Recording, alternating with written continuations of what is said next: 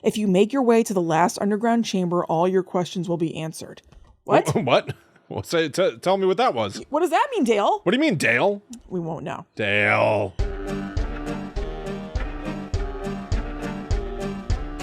Hello, welcome to Guides the Unknown. I'm Kristen. And I'm her little brother, William. And this week we are talking about Staten Island and the weirdness that has happened over there. Staten Island has a reputation. It does. It has several reputations, I think, really. I think so, too. But we love to look at a particular location. We like to dig into folklore, hauntings, alien stuff from a particular place. Yep.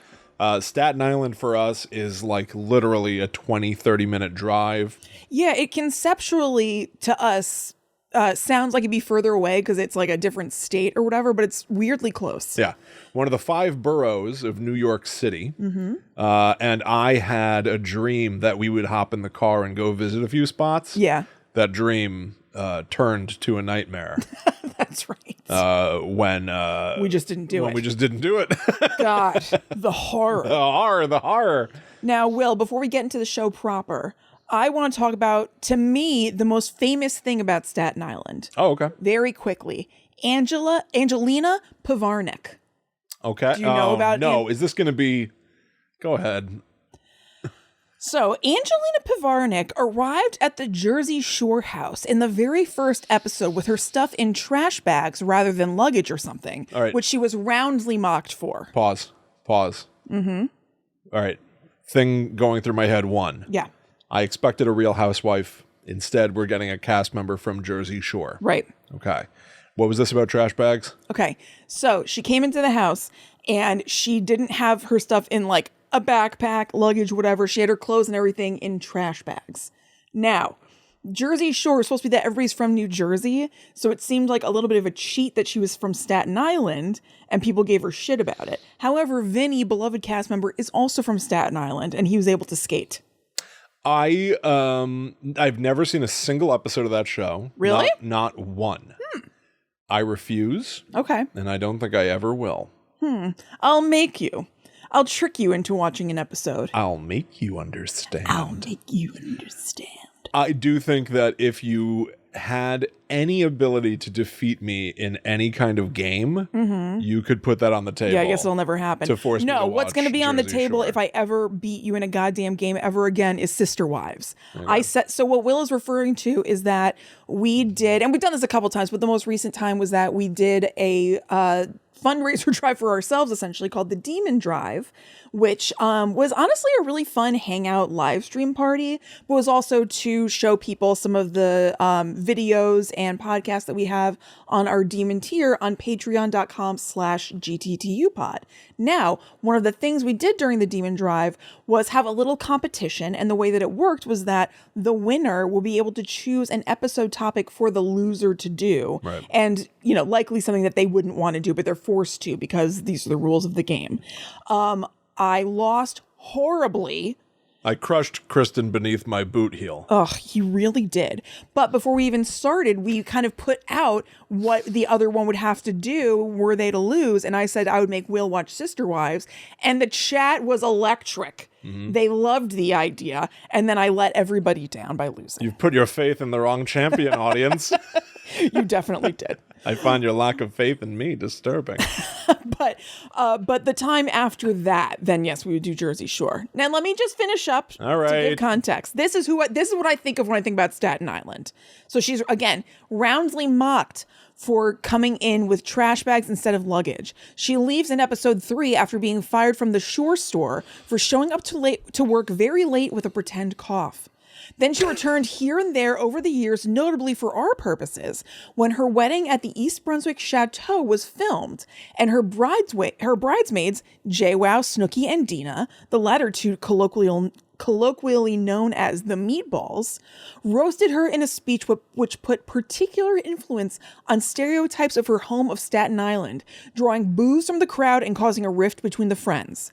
They have since made up and can be seen currently together on Jersey Shore family vacation. I'm glad they're doing better now. Yes. So that's what you think of with Staten Island is this person from Jersey Shore. Yes. Very well. Angelina.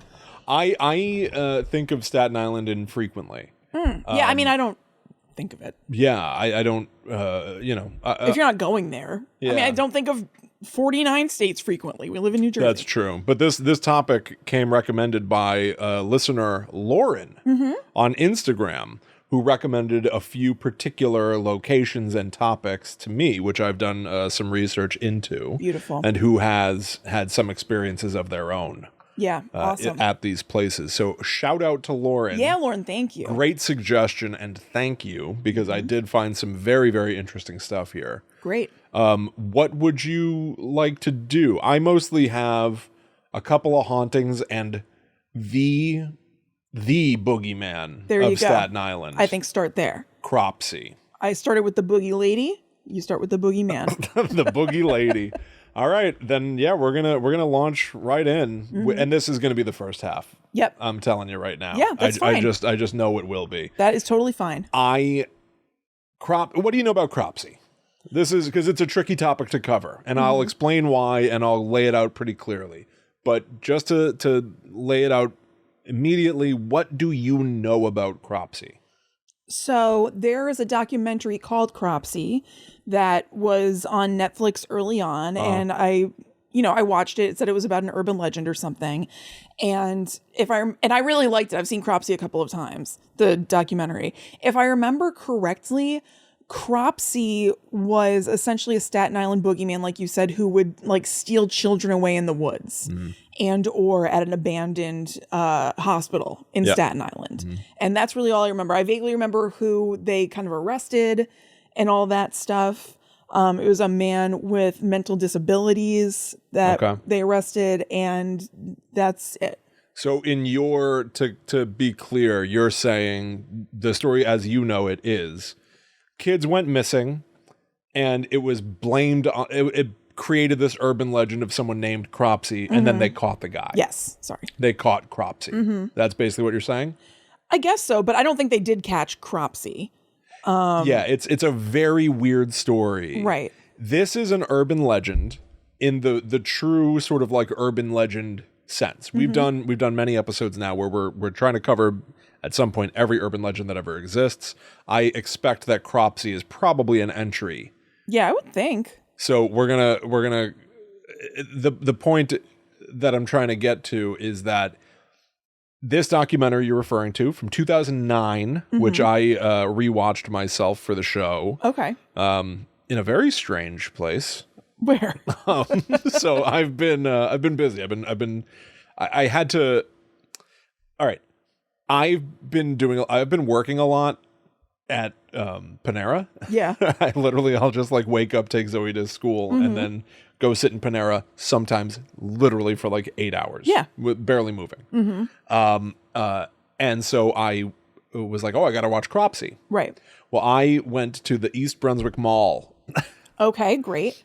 And that's important because the Panera is inside the mall. Yeah. One entire wall of that Panera is just windows. Those windows look into the like hallways of the mall where you walk going from shop to shop. Right. I was sitting with my back to the glass wall. So somebody could look through windows. that and see what's on your screen. Exactly. Somebody could look through the window to see what I'm doing. Yeah. But because it's just a hallway, everyone's just walking past. Right. So I'm watching a documentary about a child killer. Yeah. And it's a pretty upsetting documentary. There's some very disturbing footage in it. There's some disturbing footage. It's very grim, obviously. It's very bleak. Yes. But it's just a hallway behind me. No big deal.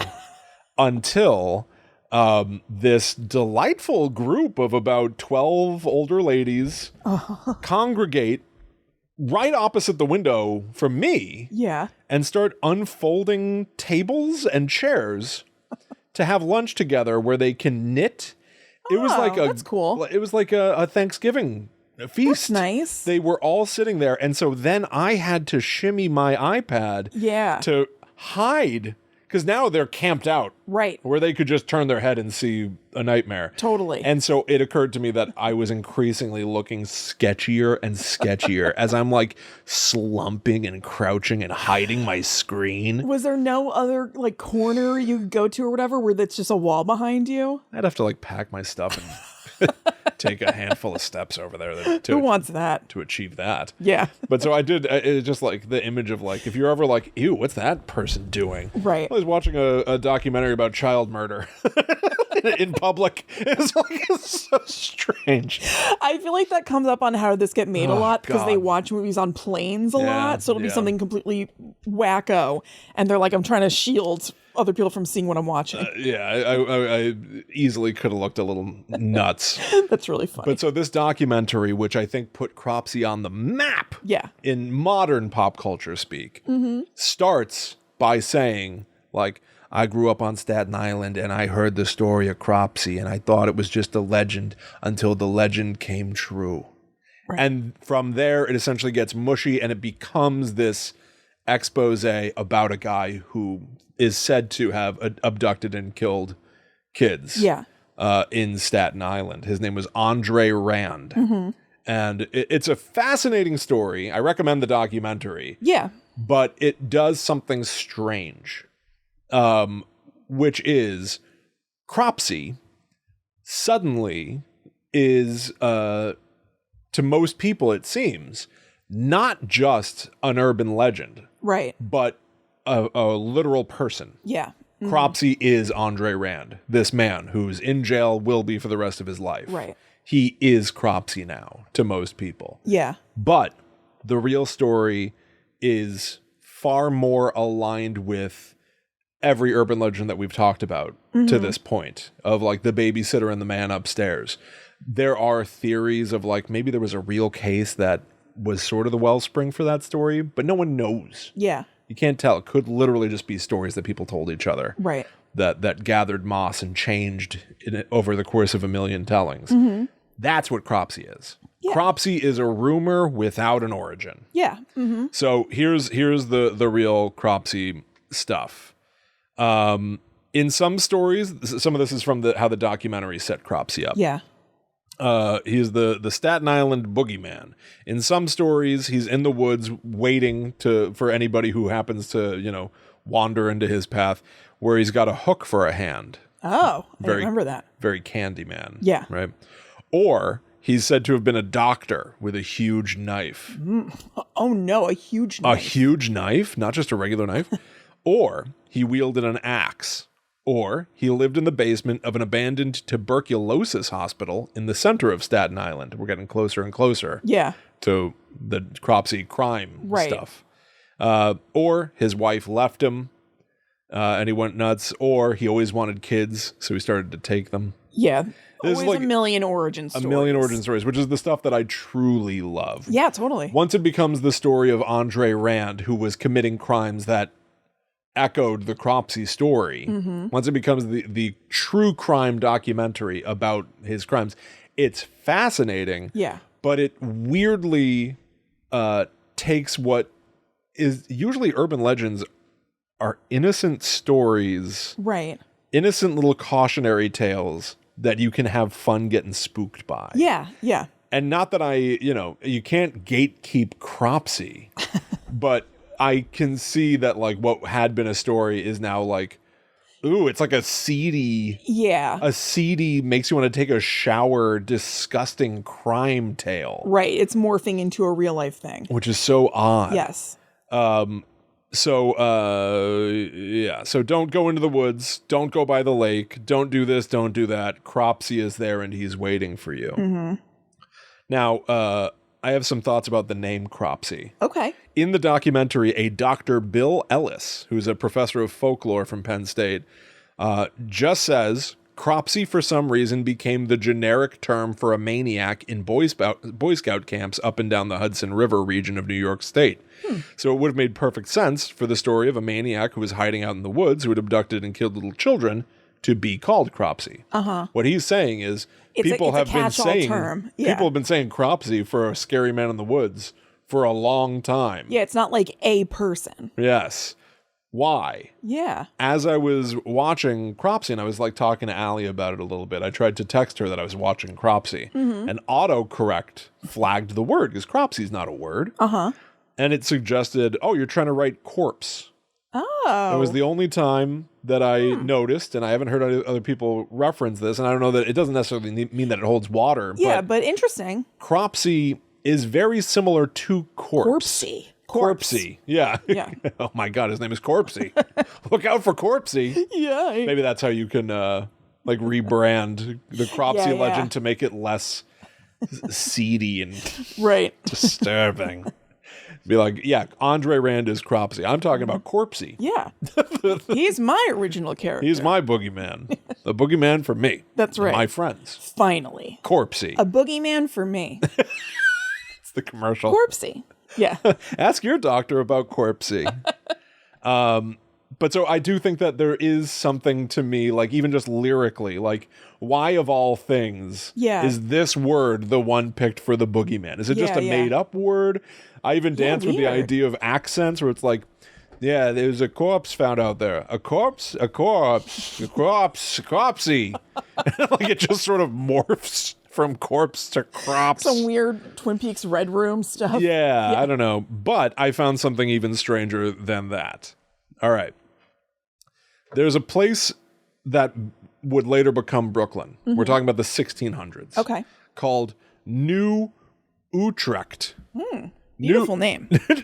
New Utrecht was a Dutch settlement in the New York area. Again, later on, it literally is called Brooklyn. Yeah. This is early Brooklyn days. And there were some early families that settled in this region. The Bensons, the DeSilles, the Van Pelts, the Nostrands, and the Cropsey family. Cropsey Avenue in Brooklyn is a street. So there are signs in Brooklyn that will say Cropsey, which that in and of itself could literally be kids being like, what's Cropsey? That's not a word. What is that? And then just being like, ooh, it sounds kind of gross and weird because it does sound similar-ish to some sort of corpsey. Because it's just like that's why they picked the word, not because it's corpsey, but it's just it sounds weird. Cropsey, yeah. But so now knowing that there's a Cropsey Avenue, I kept digging a little bit.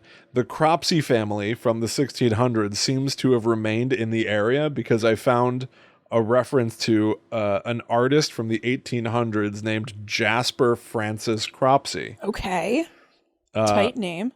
I know, even Jasper. Yeah. It's bad luck all around. Yeah. Right? In 2023, Cropsey is known as like a creep child killer. But I bet not to that many people, relatively. Probably not. Yeah. I don't know if there's a modern Cropsey. But Jasper as a first name. Jasper's also the other name picked for some sort of a villain.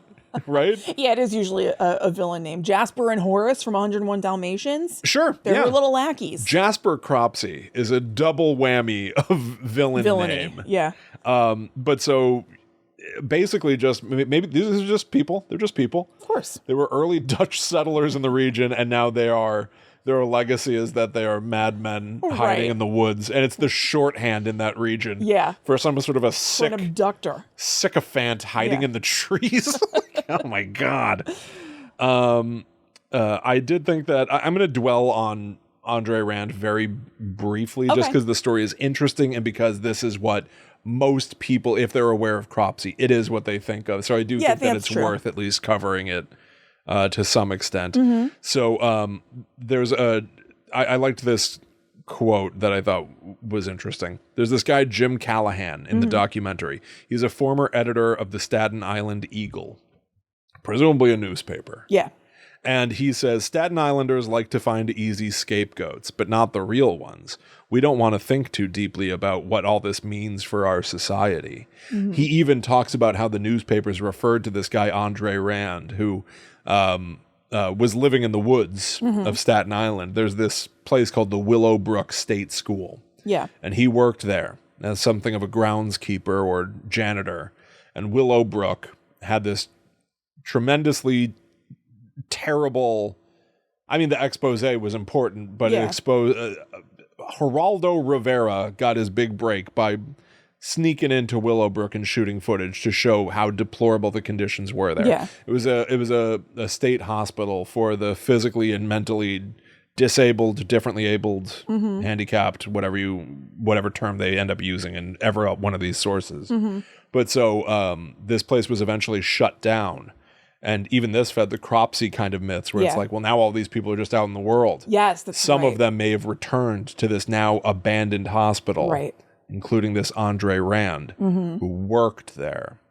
And so it's like this dirty secret of like, well, we shut down that school. So now these people just have nowhere to go. Right. Those conditions were horrible. Yeah, terrible. But we're also not providing care for them No, you can't just kick them out. Right. So people would live on the property and live in tunnels underneath the Willowbrook State School. And kids would sneak out there at dark and explore and stuff. And this Andre Rand had several camps. Yeah. Several camps in the area. It's like having multiple homes. I know. I think I'll stay here tonight. Yeah. I guess, yeah. Yeah. I mean, you're not paying for them anyway, so I guess you want a little location change. Yeah. So this Jim Callahan talks about how this guy, Andre Rand, is picked up for the kidnapping of one kid in particular, Jennifer Schweiger. Most of the victims suffered from Down syndrome, any number of mental disabilities. That seems to be like the targeted victim base. And so he's picked up, and all the headlines report like drifter arrested. And Jim Callahan, who used to be an editor for this Staten Island Eagle, is like, so you see the headline, drifter arrested, and they post his picture, and he looks like a creepy old man. Yeah. And we all know what drifter means. It means guilty. Yeah. He did it. And so a lot of the documentary is about like the snap judgment of just looking at this guy who lives in the woods outside Willowbrook. He had worked there. Yeah, and just he was a making an groundskeeper. assumption, and also putting a button on it. Yeah. Like if we arrest somebody, that means that nobody else has to worry anymore. Yeah, thank God. We're safe and it's done. Yeah. But he was never conclusively, many of these other bodies were never found. There's a woman in the documentary who like, I cannot imagine this being the charge that you take up. It is an incredible thing that she's doing. But like in the documentary, they show that she, even as recently as the early 2000s, was just walking around with a shovel, just digging, hoping to find some of these kids. Ugh, so Andre Rand is in jail for the rest of his life. And for all intents and purposes, because of this documentary or anything else, he is Cropsey now. Yeah. He is sort of like the face of this urban legend, right? Like the idea of like there's somebody out in the woods with a big knife or a hook hand. You know, I guess I'm saying what the documentary's saying. You know, it's not that the urban legend came true. It's that somebody was doing what the urban legend is about. Yeah. And it was this guy, Andre Rand. Right. Presumably. Does the documentary seem to have the position that he did do this? No, in true documentary fashion, it even concludes with them being like, so what could it be? Did he do it or did he not do it? Yeah. You decide. And then it fades to black, you know? It's like, wow, you really sat on that fence. Yeah. Not to, I don't want to, it's the job, but I'm just like. And also they might just genuinely be like, I don't know. Yeah. But it's an interesting story overall. It's just the obvious ending. That's all I'm saying. It's the common ending to a thing like that. Yes. It's like, what do you, also, now it's my job. Like now it's my work. Yeah, right. I have to figure it out myself at home. I thought you were going to tell me. Yeah, come on. Help me out here. Please. You tell me how to feel now. They did a mini series on A&E about the Long Island serial killer like a whole bunch of years ago, and it was good. Interesting. Yes, yeah, it's a really good documentary, this Cropsey. Like it's all well made, it's well told, everything. Yeah, and they have another one that I haven't watched that's like about, I don't know, like I think it might be more about urban legends in general or something. Yeah. I think it came out before Cropsey. So to go further back in time briefly. So Cropsey, the documentary, all of a sudden, if anybody knows what Cropsey is, it's this guy. Right. This real life guy, this real life bad guy. And the documentary is a little bit vague about like we all heard growing up about Cropsey and the things came true. And now let's talk about Andre Rand for an hour. I was like, well, let me hear about the Cropsey stuff before Andre Rand. Yeah. What were people saying? Yeah, like what exactly was going on? Is there any great, compelling, original urban legend story that I can find? And what I found, I knew about it, but I'd never really looked at it before. Yeah. Have you ever heard of the movie The Burning? No, I don't think so. It's a 1981 movie.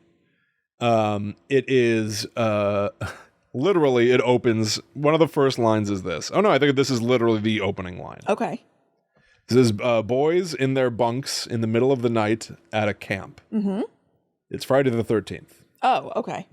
No, I mean, I'm telling you, it's essentially Friday. Yeah, I know. The movie Friday the 13th. Right. Made at the same time. Not copycatting Friday the 13th as a weird as a summer camp slasher, just is another summer camp slasher that came out the following year. We've seen this happen before. It does. The opening line of the movie is, "Tonight's the night. Cropsey's gonna get what he deserves." Oh. It turns out that the groundskeeper of the camp is literally named Cropsey. Oh, okay. And has done something. Yeah. Don't know. Something we don't like. But these boys are going to get his revenge, and he'll never do that ever again. Yeah. Whatever it was. Uh-huh. And they sneak into this man's cabin, which isn't just a place where he sleeps. It appears to be the groundskeeper's office. Okay. With like a cot in the back. So there's all kinds of like tools and just detritus of doing groundskeeping on acres of land. Like big jars of like gasoline and kerosene right next to where he's sleeping. Big jars of piss. Huge jars of piss, bigger than the jars of kerosene. Yeah. And several of the boys are just hiding outside staring in through the windows, while main boy sneaks in with a box and puts it right next to where Cropsey is sleeping. Oh no, bugs? Oh! Takes out some sort of a lighter or matches or something and lights something that we cannot see. And then sneaks outside with the other boys to watch through the window. And then something that I love from old horror movies, just like sound and tension starts happening. They all just start tapping on the glass, louder and louder, faster and faster, trying to wake Cropsey up. Yeah. And then one of them is going like, oh my God. Woo, and like howling. It's like the phone calls from Black Sounds Christmas. disturbing. Like animal sounds and pounding. And this Cropsey guy is gradually waking up. And then he finally sees what the boys had put in his room. Yeah. A severed head. Severed human head. Okay. A dead human head with candles in the eye sockets. What? How did the boys kill someone for this? I have no idea. And Cropsey immediately just like swings at the head. Like knocks it off the shelf, knocks it onto his bed. Yeah. Which catches fire. Yeah. And then one of those big jars of kerosene tips over. Oh my God. And he goes up in flames. Oh my God. And it's literally like 3 minutes of this guy on fire, running around, runs outside, falls down a cliff. They want to get their money's worth with this stunt guy. Right away. Special effects done by Tom Savini. So he did Friday the 13th and then just came over and did Cropsey. Yeah. The Burning is what the movie is called. And from there, the rest of the movie is like 5 years later, Cropsey is released and he essentially goes to a camp and exacts bloody revenge on everybody. Yes. Notable for very little additional reason except for a few key things. One, early Jason Alexander role. Yes. What's he up to? You've got to see it. Okay. Big salutations me lads energy. He is smarmy and silly. He's like the cool funny guy. And is he one of the campers? Yeah. Yeah. Or he's got to be a counselor or something, I guess. It's 1981, so Seinfeld starts 1988 or 89, something like that. He's got hair. Okay. Yeah. But it's something. And great. I'm interested. The Burning is the first movie made by Harvey and Bob Weinstein. This is a Miramax film. Yeah. And so weirdly, as I was looking at this movie Cropsey, not that the movie's called Cropsey, but the film version Cropsey. Right. I'm like, this is like the documentary. Why is this urban legend always instantly connected to disgusting perpetrators who make you want to just like crawl into a hole. Yeah. It's crazy. Yeah. It's like Cropsey is a magnet for creeps. It sounds like that's what I don't know, like that's what it was. You know what I mean? Like if it started with the Boy Scouts or whatever, and like that's what it was. People are just putting their own spin on it and an interpretation. It's true. But the last really notable thing worth saying is that because it's Harvey Weinstein, there's a lot of information about where this came from. Yeah. And Harvey Weinstein, I checked at some point. I was curious on Wikipedia. It describes that the idea for the burning came because he was like a music producer or something. Okay.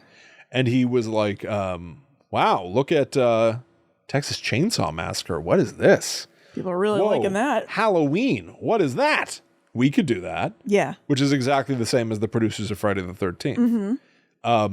And so what he then did was say, hey, when I was a kid, I heard all of these legends about a guy named Cropsey. Oh. Let's tell that story. So that is how, at least I can confirm, that Cropsey must extend back to the 1950s or 60s at least. Yeah, true. If he was hearing stories when he was a kid, so this you can kind of carbon date it. It's like reverse engineering. All I'm telling you is like reverse engineering Cropsey from a confirmed child kidnapper killer who's in jail right now. Right. All the way back to, it really was an urban legend disconnected from all this. Yeah. But perfectly regional. Yeah. Like perfectly regional. It's only a New York thing. Right. No one knows about Cropsey outside of like upstate or New York itself. This Hudson River region is all where those Dutch settlers, the Cropseys, founded. These poor people with their name besmirched. It's a shame, isn't it? Yeah. And that became Brooklyn, and then an artist descendant moved into Staten Island. The Cropsey story hit Staten Island, and we're off to the races. Spreads like wildfire. It's very weird. Yeah. It's a weird story. Interesting. But so Cropsey is an urban legend. It is a fake made up story. Right. And then it just happened to intersect with the disappearance of children. Yes. And they attributed it to this guy. And be used by a disgusting idiot to make one of his first movies. Yes. Like this Cropsey legend. The Cropsey family got corrupted into an urban legend about a madman in the woods. Yeah. Who will attack you if you stray off the beaten path, don't go by the lake. And then even that fun urban legend got corrupted into only sickos are associated with this thing. So there you go. That's the story of Cropsey. Well, thank you, William. I did not know all that, clearly. You know what? You're welcome. Well, okay. Anyway. There's another movie that came out that I didn't get to take a look at called Madman that came out, I think, the year after The Burning, which was originally supposed to just be called Cropsey. Oh. So there are two Cropsey slasher movies in the early 80s. Interesting. Yeah. Which I think are interesting, and you know how things are. Like, I don't know if I really think The Burning is worth looking at because of all of the connection stuff. Although I don't know if Harvey Weinstein's benefiting from anything anymore. I don't know. But, you don't necessarily want to engage in something that's going to like benefit some creepoid. Yeah, line this guy's coffers. Yeah, but I am curious about all this Cropsey stuff just because there's like, I don't know. I like the history of urban legends, and I like the ongoing evolution of a story. Yeah, yeah. But this particular urban legend ends in real grisly, gross stuff. It's like as if what's one of the fun urban legends that we've looked at? It's like if Bloody Mary all of a sudden became about like there's like a literal Bloody Mary that we call Bloody Mary, and she's behind bars for doing something that some repulsive crime. That's somehow adjacent, like she killed somebody in a bathroom. Yeah, exactly. And you're like, well, I guess we can't have. It's not really fun to do Bloody Mary in the bathroom anymore. So again, it's not as if I had Cropsey, the urban legend, and now it's been corrupted. No, I know, but like it's like theoretically, it's that. Yeah, I just see an urban legend which could have just been a fun little story, and it's turned into some. Although the very urban legend itself is not a fun little story. Well, yeah, it's not really a story. Yeah, it's just kind of like there's a guy in the woods. But it's a fictional thing that has now been conflated with something that is actual and factual. Exactly. So Yeah. there you go. Cropsey, everybody. Sweet, Will. Cropsey. Cropsey. All right. So I will be talking about some more Staten Island stuff. But before we do that, we just need to make sure that you know about patreon.com/GTTUpod. This is where you can go if you'd like to support the show monetarily, which we appreciate in a huge, huge way. Thank you so much to everybody who's a patron right now. And in exchange, we have a bunch of different tiers with different benefits that you might enjoy. We actually have a whole second podcast that comes out every single week called the Netherworld Dispatch. It comes out every Monday, and if you're part of our Demon tier, then you get every Monday's episode, and the other tiers get them at other intervals, and you can just figure out what works for you. And at any level on the Discord, even the $1 level, which on just the Patreon. Thank you. Gets you access to the Discord. There it is. Which is a really, really fun chat room with really awesome people talking every single day. Yeah. Both about, scary stuff and also just life stuff. And it's really, really nice. Yeah, it's wonderful. Yep. So go check it out. We've got, last week I did not plug a TND Netherworld Dispatch episode. So we've got a couple episodes I want to tell you about briefly. One is an episode that I loved called Okay Psychic, Weird Cop. Yeah. We watched an episode of Unsolved Mysteries about a cop who consulted psychics to help solve a case. And it's incredibly questionable whether or not he found anything of use. Yes. But it was very fun and spooky. Definitely. There's a lady who's whispering to her husband saying, I'm the victim. Find the police and tell them that this guy did it. And you're like, ooh, is this... Are you like... Yeah, it's supposed to be that she's like channeling the victims. The victim. And giving the information about the killers, and it's all quite dubious. And then he does not go to the police. So, like one later night that week, she just falls into a trance and goes, "Why didn't you go to the police?" Like have a conversation about it. And then our most recent episode of the Netherworld Dispatch, we called Rise of the Ghostbusters. Yes. We took a look at the trailer for the new Ghostbusters movie, Frozen Empire, as well as Ghostbusters Spirits Unleashed, which is a new-ish video game, and there's a VR game. Just all the latest Ghostbusters news that's all the news that's fit to print. Yeah, we didn't play the video games. We clicked through a YouTube video that was all the cutscenes from them. So it's basically all the story elements. So we basically summarized the plot. That's right. And yeah, it was cool. It was cool, and it's interesting to see the different tactics people are taking with how do you mesh horror and comedy. Yeah, it sure is interesting. The comedy takes a hit. Yeah, in the video game, it's pretty tough. Yeah. And actually, that's on sale right now on the Steam Deck. Oh, nice. I know. I know. I don't think I want it, but I'm just curious. I don't know. And I've got a nice review here for us from Annaline Mitchell, who says, my favorite podcast. I've dealt with some health issues over the last few years, and Guide to the Unknown has been a tremendous comfort to me when things get rough. Will and Kristen's sibling relationship reminds me of myself and my brothers, and listening to this podcast has even inspired me to start working on some creative projects with my siblings. I can't thank you guys enough for making this show. It truly has helped me through so much. Aw, that's so nice. Thank you so 5 stars. much. Annaline? Yes, her name? Anna... Oh, maybe Anna Eileen Mitchell. You know how Apple sort of mashes all the... Yep. Yeah. Anna Eileen Mitchell. Thank you. 5 stars. Thank you so much. That's so nice. And I really hope that things start to turn around health-wise, or at least they are manageable. And also, I hope you have fun with your siblings, because it's awesome. Have a blast. It's very fun to do. Yes, it totally is. And 2 teeny tiny last bits of business. I want to shout out if anybody's doing... Thanksgiving. Hope you had a nice one. Hope it was nice and pleasant. Hope you got a nice, good weekend in front of you. Yeah. Black Friday. Get out there, get those deals. Don't trample. No trampling. Anti-trample stance. Yes. Oh, firm. Anti-trample stance. That's something that we've always been clear about. Yes. And I just want to shout out that last week we released an old episode we had done with our mom. Yes. Years ago. I was out last week because my voice, I feel like it still sounds a little funny, honestly, but my voice was gone. I couldn't do the podcast literally. Yeah. So we released an old episode. I mean, you've seen it on the feed, but I just want to thank you all for all the kind words. It was very sweet. Our mom, I know, appreciated it, and it was super fun. So that's it. I just want to say thank you. Yeah, absolutely. Thank you so much. I'm so glad that everybody enjoyed it. Yeah. All right, Will. Oh, and good luck to Scream. Oh. I forgot about that. Yeah, good luck, Scream. Yeah, good luck, Scream. Yikes. Give that a Goog if you're curious. Just Google Scream 7 and you'll see. You'll see it all. All right, Will, I want to tell you about the St. Augustine Monastery, which is often just known, or actually it's torn down now, so it's kind of a moot point, but I guess a lot of people just called it the monastery in Staten Island or the area that it was in. St. Augustine's Monastery? Yes. They should have called it Augie's Money. Ooh, Augie's Money rolls is good. off the tongue, and it's cool. Yeah. Oh, I like that. William, we should open a monastery. I'm going to buy the URL. Augie's Money.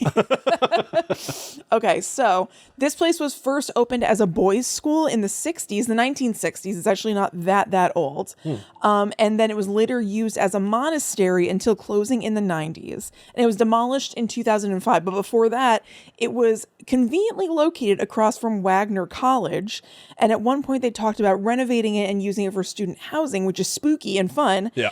And college kids dared each other to go in there all the time, or were like always messing around with it. It seems like there's a lot of that going on Staten Island, because all this Willowbrook stuff too, those abandoned buildings are still there. So it's a lot of like, yeah, kids come out here. Yeah. It's like, Staten Island sounds like some sort of like, I don't know. It sounds like Stranger Things. You know what I mean? Yeah. Like, what are you doing out there? Like flashlights, riding bikes in the woods. Right. Yeah, I don't know. I mean, is that maybe just the case for everywhere? But we were looking to Staten Island, so it's top of mind. But I don't know. There's a lot of abandoned stuff. There definitely is a lot of abandoned stuff. I was about to say, I'm thinking out loud. We do these state things all the time. It's not like we're constantly coming across abandoned places that are graffitied. So it does at least seem like they're a little bit more out there. Yeah. So it seems like the stories around the place mainly come from it being just this sprawling abandoned building and people going into it and getting creeped out, understandably. And it's also an unusual structure. So at first, when I was reading about this next part that I'm going to tell you, was like, oh, this must just be trumped up, just not urban legend, but just story stuff, people freaking each other out. Yeah. But then, and I will read them to you, there are firsthand accounts from people that seem to back it up. So here's what it is. Apparently, from the outside, it just looks normal. It looks like a building with 3 levels, like just, I don't know, any place. But apparently it goes a ton of levels deep into the ground. Some people say 20 or 30, which levels? Yeah. Which I can't imagine. I can't wrap my head around. A 20-story tall building is very tall. It's really tall. Like, can you even go into the ground that far for well, no, but I mean, like, can you build a building safely, like, that far into the ground? I don't see why not. I guess you're right. I don't know. It just seems so unheard of. We don't build down much. No. With everything at a premium, you know, like there are always plans here in this town. Yeah. Where it's like, we're going to build more housing on top of all the stores. I know. Burrow into the ground. Why not? I don't see any reason why not. I see no problem. You should still have windows, and the windows are there's just dirt. That's like the dollhouse in Pretty Little Liars, where there are windows, but then it's just a wall. Okay. Yeah. Okay. So, yeah, it's like far into the ground, which does sound pretty scary. Sounds pretty scary. But also, as I'm, again, thinking out loud, there are like doomsday preppers who, you know, build underground. No way is it 20 stories. I know. I can't imagine. So at first I was like, absolutely no way. Yeah. But there's somebody... And like I said, I'll read it in a minute, but I just want to give you context before I read it. Somebody said they went down 10 stories and then they opened a door and it was a ton of stairs down further. Oh. And they were like, no, and they went back up. So I was surprised to even hear, again, who knows, but I don't see a reason to really lie about it. It was somebody who wrote into Weird New York or whatever. Yeah. I was surprised to hear 10 stories down confirmed. That's crazy. So maybe it is. I don't know. So yeah, I think how unusual the place has to add to it, and the creepiness of like the subterranean. Absolutely. So from this, a couple of unsubstantiated urban legends sprung up. There's no proof that these things happened. I would say that, to the contrary, the lack of evidence seems to point that they definitely didn't happen. So some people say that there was a fire back when it was a schoolhouse, and a number of the students died trapped in the lower levels. But there's no fire damage to the building, or there wasn't. And there's no record of this happening. And so I'm kind of surprised in a way, not that it's the biggest deal and that everybody's always looking for proof of their urban legends, but because this school was built in the 60s, which isn't all that long ago, there would certainly be records of it. I feel like there are urban legends. They're allowed to live a little bit more and have a little bit more room for possibility because it's something that happened in the 1850s. And so you're like, well, we wouldn't necessarily know. This is or just happened in a very isolated place. Like, you know, like it's like there's not documentation to be found about, you know, somebody with a hook hand on Lover's Lane. Right. It's probably so minor, it'd be hard to find that original police, you know, documentation or whatever. Something that's so enormous here. That to me, it's the enormity of the size. It feels like some documentation would have to survive. Yeah, definitely. And it's not like the documentation would be housed elsewhere. You know what I mean? Like there's just no proof that happened. So I'm surprised that maybe that spreads as much, but again, it probably spreads among kids who who gives a crap.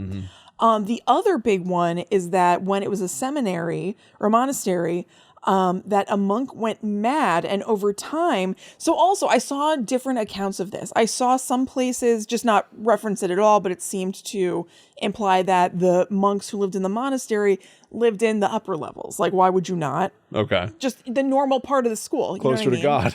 Absolutely. Yeah. And you know what? They shave their heads, which means their hair is not high. The higher the hair, the closer to God. Of course. And so they especially need to get up there because they don't have their hair doing any of the work. You're absolutely right. So, there were a couple of places that said that the monks lived in the lower levels. Okay. I don't really know why that would be, and that doesn't mean that it doesn't be. Perhaps I'm down with a monk gone nuts kind of story, though. I know. It sounds familiar. I couldn't pinpoint why. Is there a mad monk of Pontefract or something? The Black Monk of Pontefract. The Black Monk of Pontefract. Yes, I don't remember what he did, but I would imagine that he'd be quite mad. It's probably bad. Because what else? Like, why are we talking about him? The nutty monk. Yeah. That a monk went crazy and over time dragged other members of his monastery down to the lower levels, even lower than they were if they were living in those, where he tortured and killed them. Oh. So either way, these two stories are telling a tale of anguish and potentially tortured souls that have stuck around the building. Mm-hmm. It was also said that before it was demolished, that Satanists used it as a meeting place for their dark rituals. There's a lot of Satanism talk in Cropsey, the documentary, as well. I know. I think that a lot of it stems from here and maybe also in Cropsey, graffiti. Am I remembering that right from Cropsey? I don't remember them talking about graffiti so much. I remember there literally being like a cult. It was like a literal. Was the Son of Sam killer? Was he associated with some sort of a culty thing? I think he practiced Satanism. Okay, some association there, but that's that sort of like satanic panic holdover thing that I part of me just dismisses it. Yeah, same. Yeah. Who the hell knows? Obviously, it doesn't seem like a bad place to be holding satanic meetings, like evil satanic meetings or whatever. Yeah. Seems like a pretty sweet spot. So maybe. Okay. However, a lot of people have also said that they saw like satanic graffiti. So be like a pentagram or whatever, and 666. And it could very well just be kids from Wagner College or from anywhere doing it because I do associate abandoned places a little bit with like, ooh, I wonder if there's Satanists here doing stuff. Yeah. Mm-hmm. So who the hell knows? So as a result of all this, all these stories, people would get super spooked out when they went in there and they would experience classic ghosty stuff. So drops in temperature, hearing disembodied voices, hearing like moaning echoes and footsteps, and especially in those lower levels. So here are a couple of accounts from the Weird US website. This one, and I'm just reading them verbatim. I think I trimmed off a little bit of the beginning or something. This one is from Dale N. As soon as you see the place, you can tell it was the home of some kind of religious group. There have been rumors of Satan worshippers meeting in the monastery, but they are not the only ones that have been there. For years, kids have been going up to the monastery near Wagner College, throwing up graffiti and partying, but not too many have been to the sub-levels. A short walk around the building will reveal an out-of-commission fountain, which seems to be in the shape of a cross, but is now chipped and the home of dozens of weeds for years. Naturally, an abandoned building in Staten Island has tons of graffiti on the higher levels, but as you travel lower and lower under the surface, signs of life become less and less evident. The underground hallways are a maze that travels God only knows how low beneath the surface. On one trip investigating a flooded 7th level below the surface, we found a giant stone in the middle of a room where the ceiling was not at all caved in and neither were the walls. In the same room, we found candles and something that made the hairs on the stand up on the back of my neck. Marks on one of the ancient wooden doors as if it were locked from the outside and someone had tried to claw their way out of the room. What happened in the ancient abandoned monastery? I've heard many stories, but I only know one thing for sure. If you make your way to the last underground chamber, all your questions will be answered. What? What? Well, tell me what that was. What does that mean, Dale? What do you mean, Dale? We won't know. Dale. Now, this next one is from Ted Bergeron. What does he say? Son of Tom. Oh, my God. William, you brought up Son of Sam. Son of Tom. I bring you Son of Tom. What's his name? Ted Bergeron. Ted Bergeron.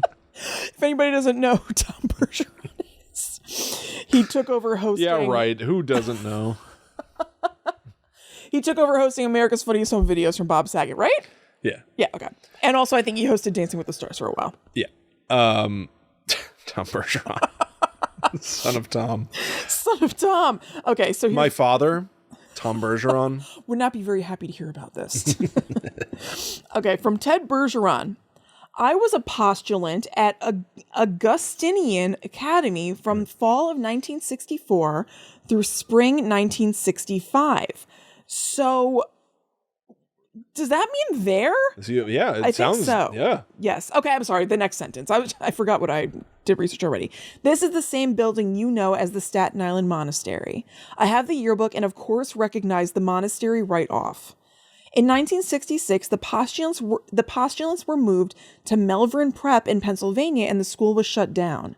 It was indeed a strange place. I felt I was being taken over by evil spirits before I ever heard the word possession. What? I was 15 years old at the time and I kept requesting from the father prior that I leave, but he would not notify my family. In those days, incoming and outgoing mail was censored, and there was little means to send a message home that was not intercepted. Oh my God. Many fathers and brothers laughed at my strange behavior as I was well into a mental breakdown, which to this day I have not completely recovered from. So... Okay, firsthand, yeah. This guy experienced something negative while there, and I don't know. I guess it's still maybe kind of like maybe he was Googling it. Maybe he's just like a fan of weird US/weird New York and stumbled upon it because he said he recognized the picture. I just thought that it was worth including. Definitely worth including. It's difficult to comment. Yeah. Or speculate on a story like that. Yes. All I can say is that when we've looked at other locations, they haven't all instantly gotten into the notion of secret societies, tunnels under the ground, graffiti, Satanism. Yeah. It like everything we're talking about paints a very grim picture of Staten Island. Yeah, there's a lot of overlap between... There's a lot of overlap. A lot of the things you're saying, some of them are just things that didn't bring up in Cropsey. But yeah, like, I know. I remember them from the documentary. There are tunnels under the Willowbrook State School, which like all connect to each other. And it said that other people were down there and they've found things down there. And were they doing rituals and... Right. Very strange, Kristen. Very strange. Well, maybe it's a good thing we didn't make that trip. I mean, I've driven through Staten Island to get to Long Island and stuff. That's where I managed to find the Nintendo Wii when it first came out. Okay, William. That is where I got my first iPad when that came out. That's where I got my first iPad. Oh, at Target? Up top. At Target in Staten Island? Yes. Yes. Target Staten Island for some reason. One of us must have given the other a tip. I'm sure. But I remember being like, "Oh, Staten Island, that's too far to drive," and then I put it into MapQuest. Yeah. And I was like, "Oh, it's like 25 minutes. That's not bad." It's very strange how close it is. Yeah. That's so funny. So yeah, I can't say I've spent a lot of time there, and I can't tell you that I'm going to paint any better of a picture with my next thing. It plays into what I would say is almost a Staten Island stereotype, which is the mob. All we can do is report the news. I know. I'm very sorry, Staten Island. Staten Island has a number of reputations, and the mob is a big one of them. Yeah. The dump Yes, It's a big, of course. big Which we one. certainly share with Staten Island. Like New the Jersey idea has that a lot like of dumps. stinks. Yeah. But like in the Cropsey documentary, there are people that go like, it's Staten Island. People dump their garbage and they dump their people. And it's like, that's like the reputation of people in Staten Island being like, this is who we are. It's like, oh boy, that sucks. I know. They definitely make a lot of garbage jokes at Angelina about Staten Island. Really? Yes. It's like, they just have and she came in, William, with garbage bags. Oh, I didn't even think about that. Yeah. Yeah. Please It's just, remember. they just got to take it. I know. It seems like I'm not saying they have to. I'm saying it just seems like they have no choice but to. I know. Yeah. Tough stuff. Yeah. All right. So let's talk about Kreischer Mansion.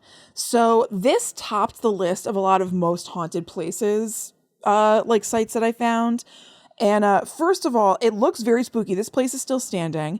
It's a Victorian mansion built in the 1800s. It has like, sweet pointy roofs, and it looks scary. Yeah. Balthazar Kreischer was a wealthy, successful brickman with a brick business, and during a time where he was making money hand over fist with these bricks. I don't know what he put into these bricks. They must have been fabulous. You can't make a goddamn dime on anything today. I know. It's totally a wealthy true. brick man. I know. So he had 2 mansions built side by side for his sons, and only one is there today because the other one burnt down in the Great Depression. After they were built, Balthazar died, and not long after that, the brick factory burnt down. Oh no. Fires aplenty. The sons couldn't afford to rebuild the brick factory, and they lost all their money. They were financially ruined, which led to the older son, Edward Kreischer, taking his life in the house that still stands today by shooting himself inside. Oh God. So soon after, probably pretty unsurprisingly, it became the target of a ton of local ghost stories and superstitions. Because like I said, it's creepy anywhere. There's a tragic story around it. Yeah. And so people would go check it out. Like, it wasn't abandoned or anything. Like, residents and businesses would come and go there. But there was also a lot of time where nobody was in there. Like, when I say it wasn't abandoned, I mean it didn't fall into, like, disrepair, like it's beyond hope or whatever. But there would be times when it was empty, so people would go poke around. And people said the usual stuff. They claimed to hear voices that shouldn't be there. They saw strange lights, and they even saw figures moving around the grounds, which they thought were maybe Edward and his wife, who I guess had obviously since passed when people saw this. Okay, then in 2005, a crime occurred there that further solidified its dark reputation. The mansion was unoccupied at the time. It was between owners or whatever, but it had a caretaker named Joseph Joe Black Young. Quite a nickname. Meet Joe Black? Yeah. But you're not going to want to meet this Joe Black. I wouldn't want to meet the other one either. Yeah, me neither. Okay. Especially because he's a scary monkey. Yeah. Oh, that's a great one. Our dad. Oh, this is what a weird. I mean, it was weird at the time too. Yeah. Our dad was watching Meet Joe Black. Meet Joe Black, the Brad Pitt, Claire Forlani, Anthony Hopkins romantic drama movie. I guess. Where Brad Pitt dies and then literally the Grim Reaper, death. Yeah. I don't know, brings him back or something. Occupies I've never seen it. his body. Okay. And like travels to Earth to learn what love is. Okay. That was like very, very weird. Yeah. And our dad watched it and was bored and was like, the hell is this? When's the monkey show up? Yeah, I feel like one of us wandered into the room or something in St. Louis. And I think he said to one of us, or both of us, I'm waiting for the monkey to show up. And we were like, what? He thought he had rented Mighty Joe Young, which is a silly movie in which a goofball chimp runs amok. Big Chimp's Day Out. Basically, funny you should say that, William. Recently, the movie Baby's Day Out came up, and I was thinking that we should show that to Zoe and see if she likes it. No, Jessica St. Clair was on Bitch Sesh, and she mentioned Baby's Day Out. No, I don't think I can bring myself to do that. What happens in Baby's Day Out? I haven't thought. I'm not kidding. I think the mob is after that baby. Really? I think so. I think he's got like a diamond in his diaper or something like that, and the mob has to get him. I'm serious. I think that might be partly what it's about. I feel like he's just like all over a city or something. Like I feel like I can picture a baby like crawling on one of those beams that's like up in the sky. Yeah, you know that famous picture of those guys eating lunch up at like the top of the Sears Tower or something? It's like that. It's like Baby's Day Out is the baby on some construction equipment. Like it's the end of, Spider-Man No Way Home. I would like to watch the trailer for that. I think it would get really old over a whole movie, but I bet I would laugh at the trailer. Okay, so this Joseph Joe Black Young was no ordinary caretaker. In 2008, a mafia snitch turned on Young, who, by the way, had a MySpace profile at the time that listed his occupation as death. Shut up. What a loser. That's lame. And also not smart it's lame. If you actually are like a mafia murderer. Yeah, but it's hiding in plain sight. If you say that you're deaf, people are just going to assume you're a nerd. I know, but I don't know. I think you should hedge your bets a little bit and not put death as your occupation. Probably be a little more careful. Yeah. This snitch told prosecutors that Young had killed Robert McCalvey at the Kreischer Mansion in 2005 under the orders of Michael Sonny Maggio and Gino Galestro. Oh, God. And it was a gnarly death. Young stabbed McCalvey, then drowned him in what I saw described as an ornate pool, because I guess it was a fancy place at one point, before dismembering his body and burning it in the furnace in the basement. Good God. So it's also just such a... It's so central to that house. It's like they used every surface of the house to kill this guy. So it's obviously like completely tied to what people think of this house as. However, we as a people have short memories for this kind of thing and just kind of want to get on with it and have some fun. And now the mansion largely operates off the notoriety of kind of the murder and just the tragic past of that guy. What year was the murder, though? 2005. 2005? And they're... Yeah. So that's like the Lizzie Borden house being an Airbnb, as if the Lizzie Borden house happened in 2005. Right. So... That's crazy. I think so, too. I don't know a ton about it. Like, I did poke around a little bit, but... So they hold events there now. So they'll have, like, normal events during the year. Like, you can rent it, because there's also, like... a historical home that's nice looking or whatever. But it seems like in the fall, they go really hard and have a Halloween extravaganza there. So there are haunted hayrides inside and a traditional, scary, like an actual haunted house, fictional haunted house inside. And I saw flyers for events that called it Slaughterhouse NYC. Oh my God. Or used the phrase Dead by Dawn to describe the haunt. Now, this victim, presumably, since it was so recent, could still have living family. Exactly what I thought of. Yeah. How horrible is that? That's so gross. What? I don't know. I'm just like... aghast. I am kind of aghast. And it's terrible. It's terrible. That is terrible. I know. I even thought the mob stuff you were going to talk about is like Staten Island's like early reputation. What? Is like, it was all wilderness. Oh, yeah. Like it was all totally. It was all trees. It's an island. Mm-hmm. And so part of the rumor was that the mob in the city, in New York City, Manhattan. They used it as a dumping ground. As a body dump. Right. For like, you put some cement shoes on someone and send them to sleep with the fishes. It's so funny that sleep with the fishes had been some sort of a euphemism that perhaps people couldn't see through. Yeah, he's just sleeping with the fishes. What does that mean? That's not possible. So you mean he's dead down there? Yeah, he's dead. Why are you speaking that way? Why are you talking like that? You're so weird. You still confessed. Right. By saying that. Yeah, it's done already. So why are you speaking so metaphorically and poetically? Seems like the mob like to have a way with words. I'm Jimmy the Nut. Yeah, there's always a fun nickname. I know, yeah. I already know the answer to this, but have you ever seen Mob Wives? The VH1? No. Okay, all right. What's wrong with you? Okay. You know who I am. Yeah, I know. It was great, though. Until you force me to see it, I have not.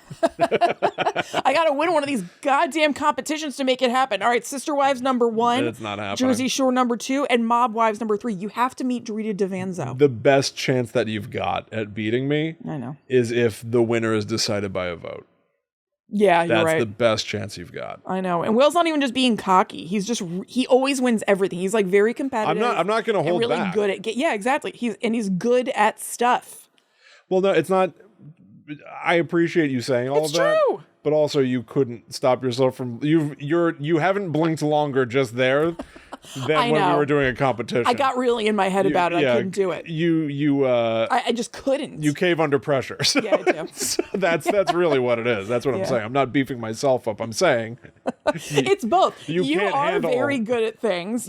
William, video games.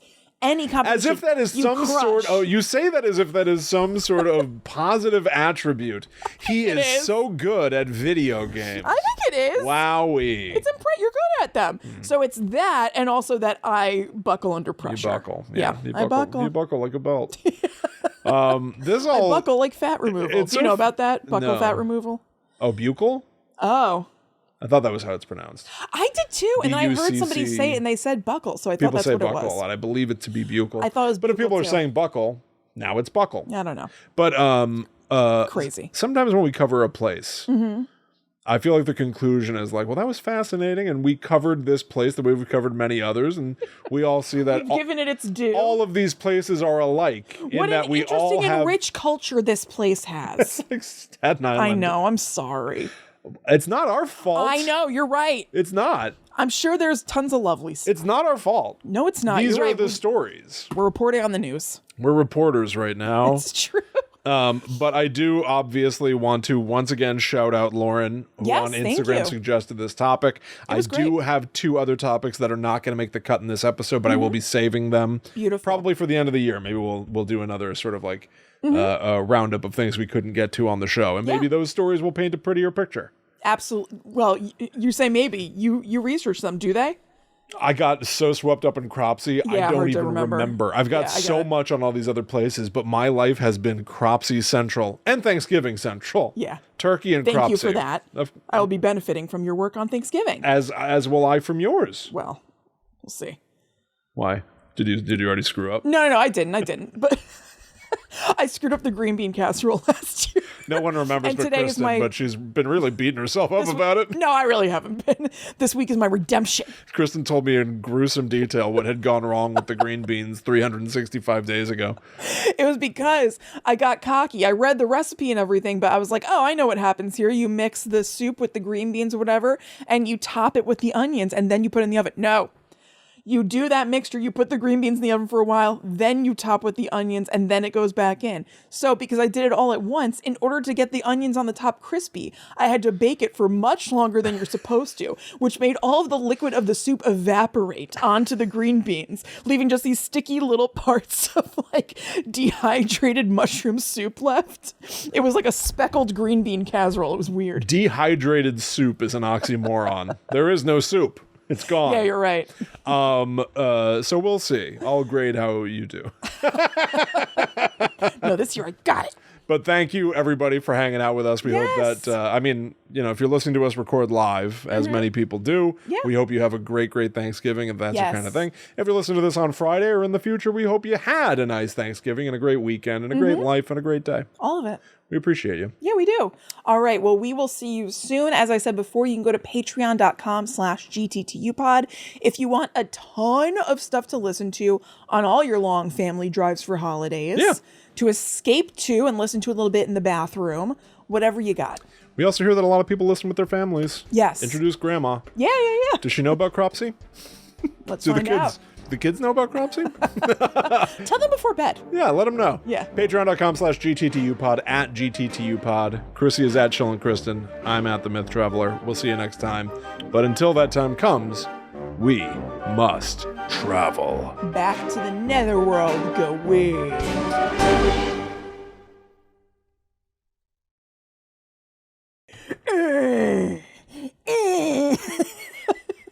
Back to the netherworld. Little Nick Cagey.